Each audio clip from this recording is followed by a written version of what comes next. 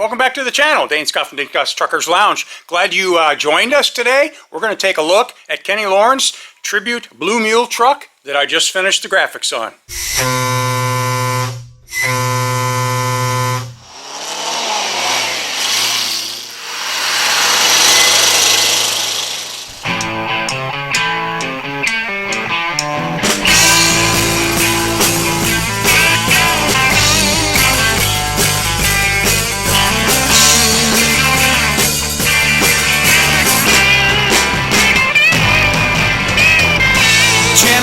In a 9-speed hood, I'd pull it in if I knew I could.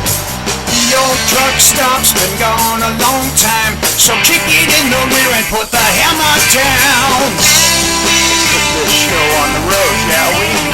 18 wheels just laying it down, and you can hear that humming sound.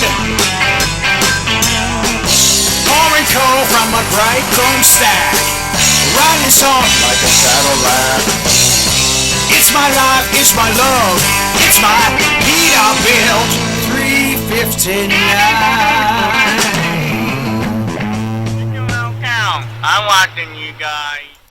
Welcome back. Hey, before we get started, if you would, look down in the comment section down below and click down there. There's plenty of links of my channel sponsors, and you guys can save a lot of money. So take a look down there. If you guys need anything, I'm sure you'll be happy at what you see. And before we get to look at that killer Blue Mule tribute truck, I want to show you in July of 1975 is when, no, actually June, I think it was June, that the movie came out, White Line Fever. And one of you guys put in the comment section last week that you had this issue or whatever, and I thought to myself, I said, man, I've got a bunch of old Overdrive magazines that a buddy gave me a couple years ago. I wonder if I have that issue. I probably don't, but I'm going to look anyways. And wouldn't you know, bada bing, bada boom, I've got it, and it's in pristine condition too. So this was July of 75. And in here, not only did they have the Blue Mule article that they did, but they had this killer poster too of a 352 Pete. I mean, this magazine rocked. But I wanted to show you what Overdrive did for the movie when it came out. And the way it started out, they showed this scene that was kind of reminiscent of the trucking industry at that time. So the way they started this article off, they said the White Line Fever, as it begins, you'd almost think that a television network was about to embark on a recap of the 73-74 trucker shutdown, because the newsman introduces the subject of independent truckers by referring to the shutdown notoriety. And look at that picture of the star Carol Jo Hummer, who actually was Jan Michael Vincent. And I would say this was a breakout movie for him, but he was already in several movies already, but this one really shot him to stardom. So what they do in the article here is they just do a succession of pictures as the movie goes on, and many of you are familiar with this movie. And in one of my previous episodes, I was talking about how Ray, my buddy from Arizona, and I went looking for the actual site of the end of the movie where the truck smashes through the glass house sign. We couldn't find the location. I'm going to go back. We're still working on finding that. We found the warehouse, of course, and if you want to see the warehouse where this was filmed and all that, it's the last episode. So check that out.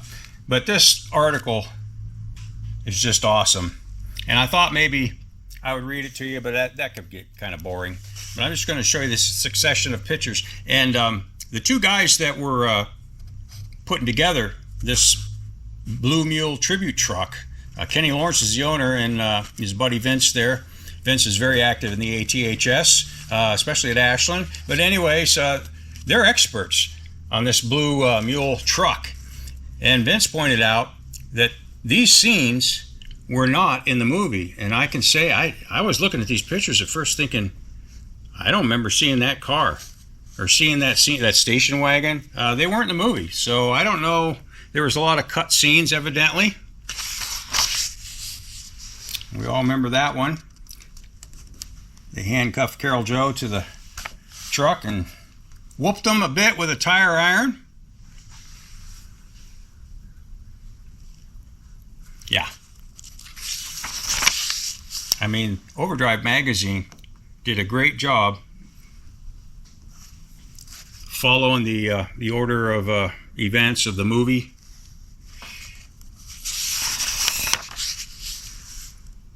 Yeah, there's the dummy they used to represent Slim Pickens, who played Dwayne in the movie.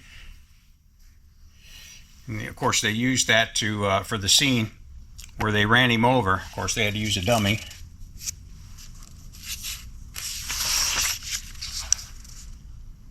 But if you guys don't have this movie, I know you can still get it on DVD. There's the end. I mean, that's what sold me as a kid. These pictures are in black and white, but as a kid, man, when I saw that truck crash through that sign, I thought that was the coolest thing since sliced bread.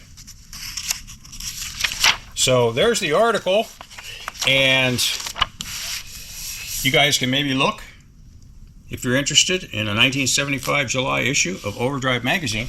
And also, the following month, in August, they had just a 2-pager, but they showed on the cover that Ford Louisville that chased them down, and Carol Joe shot him with a shotgun through the radiator, and it blew up, and they smashed into the side of the cliff or the mountain there. So I said, man, I got to check that issue out. Well, they only had like a 2-page spread in there. They had a contest. I guess they put out like 4 posters at the time for the movie, and they had some kind of contest Overdrive did where you could enter their contest looking at those posters. But they did mention in that real short article that the following month, so that would be the September of 75 issue, which I haven't looked for yet, but man, wouldn't that be cool if I had that one? But September of 75, they had an interview with Jan Michael Vincent, who played Carol Joe. So I'm going to look that up, and you guys can look for that issue too. So without further ado, let's go and see as I finished up the graphics for Kenny's truck. And then they came and picked it up last night, as a matter of fact. And it was right at dusk, so we lose our light fast at this time of year, but we got it on video, and I think you guys are really going to enjoy this.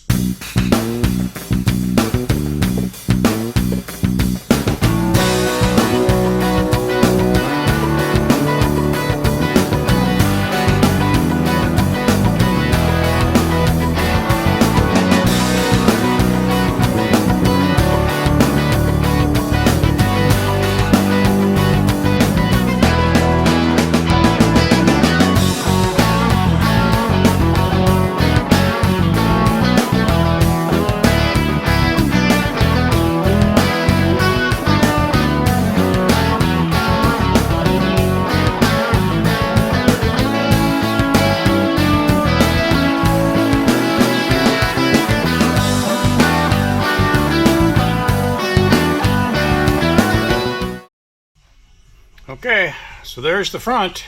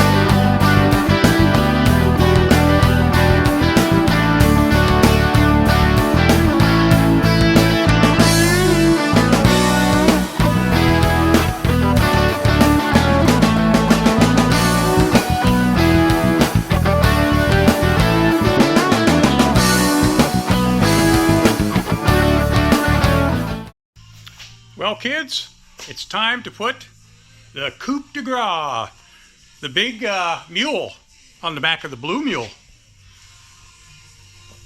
So he's going to go up where he belongs, and I think I'll take you along for the ride.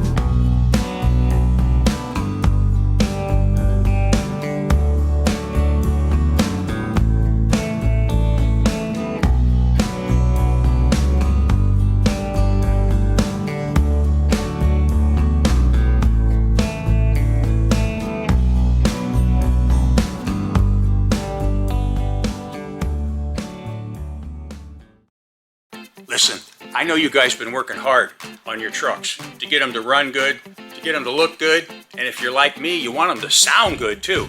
Grand Rock Exhaust Solutions. They have chrome, OE aftermarket emission solutions, stainless, universal replacement parts, mufflers, and all the clamps and hardware as well. They have a complete line of exhaust systems in all the sizes that you want, right up to 8 inches. And you can find them at any of these aftermarket parts suppliers, any of the websites you go to for your other parts, you can find Grand Rock there. So if you're like me, you want the best, Grand Rock.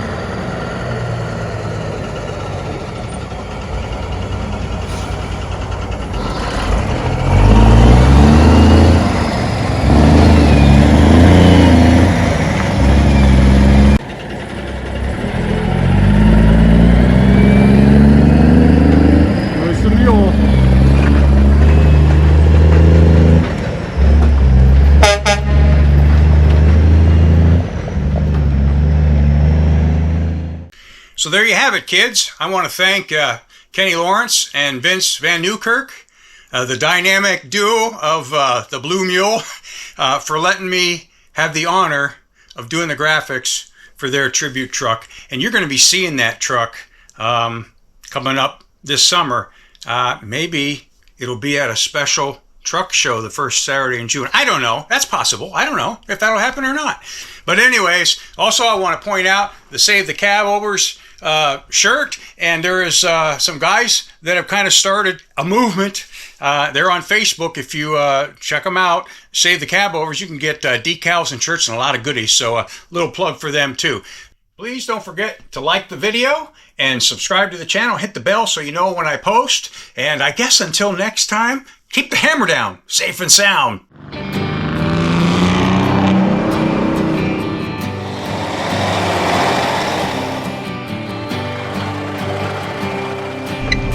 Ready to rock there, Colombo? Yeah,